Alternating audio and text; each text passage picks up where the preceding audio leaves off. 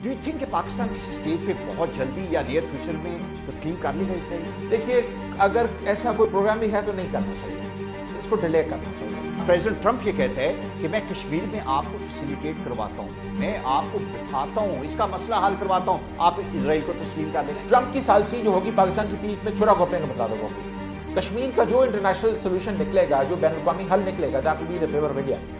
पाकिस्तान को किसी गलतफहमी में नहीं रहना चाहिए, पाकिस्तान को अपने मौके पर स्टिक रहना चाहिए कि जी कश्मीर में आप लेवल करवाएं। पाकिस्तान सऊदी अरेबिया और अमेरिका का प्रेशर बर्दाश्त कर पाएगा नॉट टू रिकॉग्नाइज इसराइल? आपका कोई स्टैंड नहीं रहेगा। कश्मीर पर आपका स्टैंड खत्म हो गया, पैलेस्टाइन पर आपका स्टैंड खत्म हो गया। 70 साल से 80 साल से कश्मीर और पैलेस्टाइन के रोते आ रहे थे, उनकी क्या जरूरत? उनके 3 बड़े एनिमीज थे इसराइल के। इराक, उसको डिसमेंटल कर लिया, सीरिया नो प्रॉब्लम, अब रह गया ईरान, राइट? ईरान को पहले निपटेंगे, उसके बाद वो पाकिस्तान की तरफ आएंगे। कौन कौन और आने वाले हैं और ये कैसे आने वाले हैं? बहरीन, मनामा और ये यूएई, ये सारे यहाँ से हमला करेंगे ईरान पर।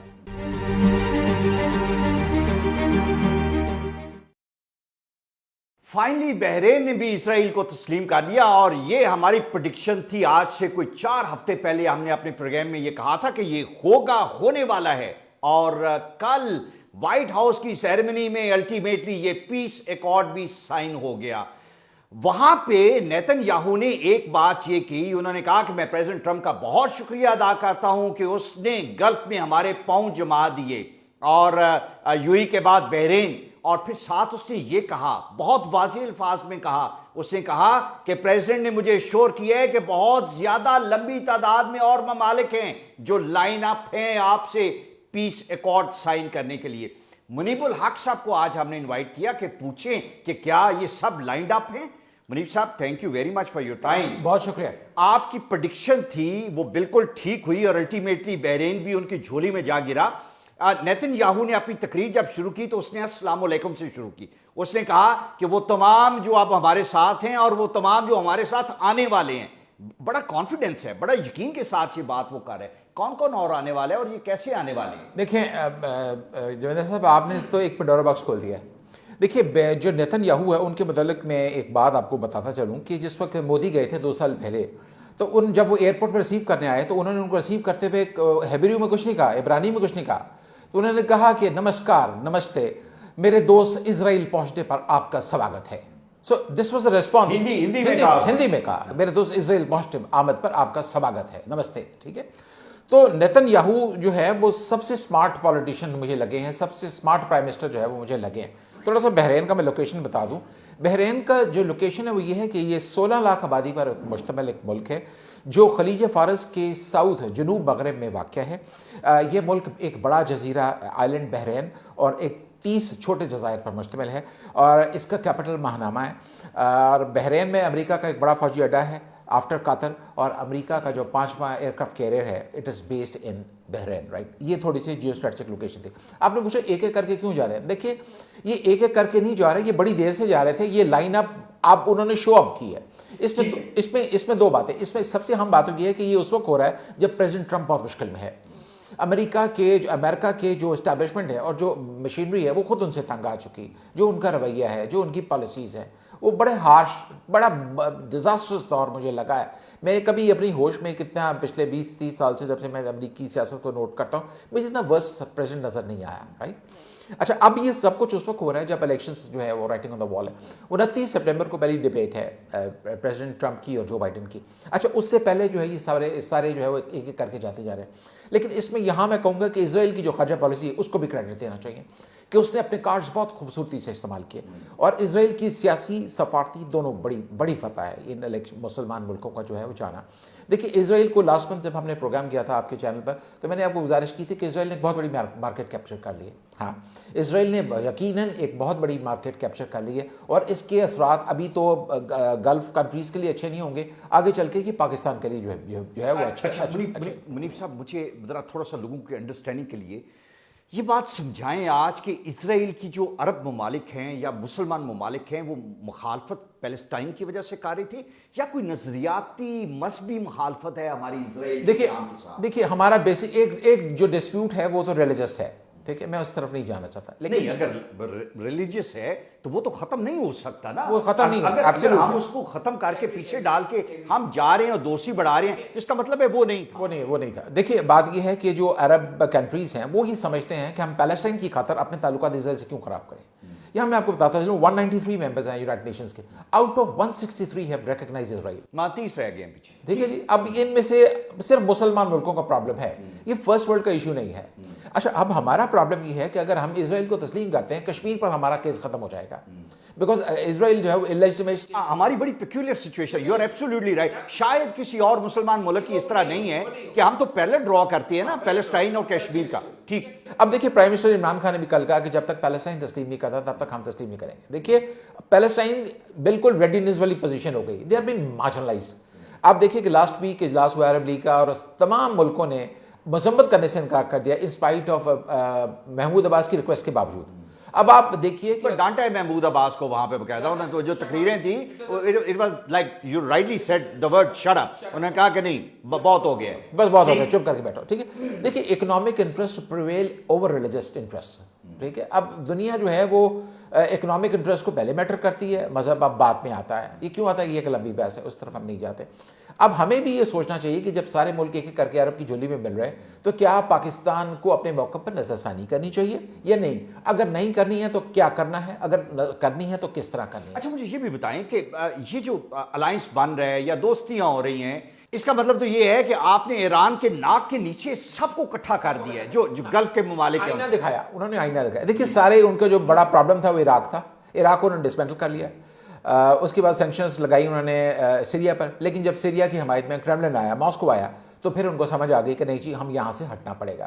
ان کے 3 بڑے اینیمیز تھے اسرائیل کے, عراق اس کو ڈسمینٹل کر لیا, سیریا نو پرابلم, اب رہ گیا ایران. رائٹ, ایران کو پہلے نپٹیں گے, اس کے بعد وہ پاکستان کی طرف آئیں گے. رائٹ, اب ایران اور اسرائیل جو ہے وہ ہمیشہ ان کی کبھی آپس میں نہیں بنے گی, اور یہ جو ہے اینیمیٹی یہ آگے پرویل کرے گی, اور اگر یہی سچویشن رہی تو شاید ایک جنگ بھی خارج از امکان نہیں ہے. رائٹ, لیکن ایران تو چونکہ پرشین گلف کا ایک اہم ملک ہے, پاکستان کو بھی جو اب یہ دیکھنا ہے پاکستان کو. ایک اور اس کا معاشی پہلو بھی ہے کہ یو اے ای میں اور سعودی عرب میں بہت سارے پاکستانی جو ہے وہ کام کرتے ہیں, اور وہ اتنی بڑی ریمیٹنس بھیجتے ہیں کہ جس کی وجہ سے ہماری اکانومی جو ہے وہ لگتا ہے یہ ریمیٹنس کی بجائے اب وہ خود ہی آئیں گے, ریمیٹنس نہیں آئے گی. اللہ نہ کرے, ہم اتنا کیٹر نہیں کر سکتے, ہماری اکانومی اتنا بوجھ نہیں سنبھال سکتی.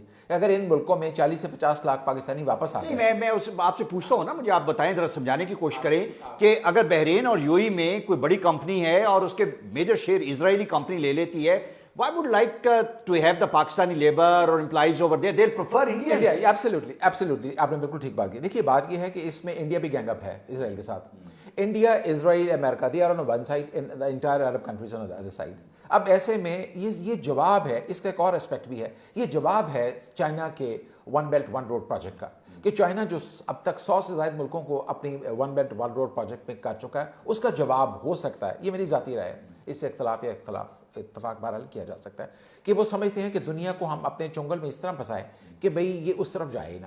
رائٹ, ایک اسپیکٹ جو ہے اس کا یہ بھی ہو سکتا ہے. لیکن دیکھنا یہ ہے کہ ہماری جو فارن آفس ہے وہ وہاں بیٹھے جو پاکستانی ہیں اور جو اوورسیز منسٹری ہیں ان کے لیے کیا کر رہی. ابھی وقت ہے, ابھی کچھ حکمت عملی بنا لی جائے تو بنا لی جائے گی, کیونکہ امان بھی تسلیم کرنے جا رہا ہے. لاسٹ ایئر نیتن یاہو وہاں پر ہو کے آئے ہیں, اور امان کے اسرائیل کے ساتھ بہت اچھے مراسم ہیں. امان نے ان کو اپنی ایئر اسپیس بھی استعمال کرنے کی اجازت دی ہوئی ہے. جب یہ بحرین ہے, یہ کو آج کا نہیں ہوا کام, یہ بحرین نے لاسٹ ایئر جب امریکنز 2018 میں بھی انہوں نے اشارہ دیا تھا. اس کا مطلب یہ ہے کہ عمان اور قطر جو ہے they are next in queue actually. And the last was Saudi Arab. Saudi Arab last میں ہوگا. ٹھیک ہے, اچھا مجھے ایک بات بتائیں کہ جس طرح ہم نے کہا کہ وہاں سے جو پاکستانی بے شمار لوگ ہیں جو کام کرتے ہیں, شاید وہ کمزور پڑ جائیں یا اتنی ریمیٹنس نہ آ جائیں, ان امپلائمنٹ وہاں پہ ہو جائے. میں ایک اور پہلو بھی آپ سے ڈسکس کرنا چاہتا ہوں کہ ایک لمبے عرصے سے یو ای نے ریکویسٹ کیا ہوا تھا امریکہ کو کہ آپ F-35S ہمیں دیں, جو لیٹسٹ جیٹ فائٹرز ہیں, اور امریکہ ان کو نہیں دے رہا تھا. کل یہ ڈیل سائن ہوئی اور ساتھ ہی امریکہ نے پرمٹ کر دیا کہ ہم آپ کو F-35S جو لانگ ڈیو ریکویسٹ تھی آپ کو فوراً سے پہلے دے رہے ہیں. اب یو ای کی ایئر فورس میں سب لوگوں کو پتہ ہے کہ پاکستان ایئر فورس کا بہت لمبا انفلوئنس ہے, ہمارے پائلٹس, ٹرینر, سب کچھ ہے.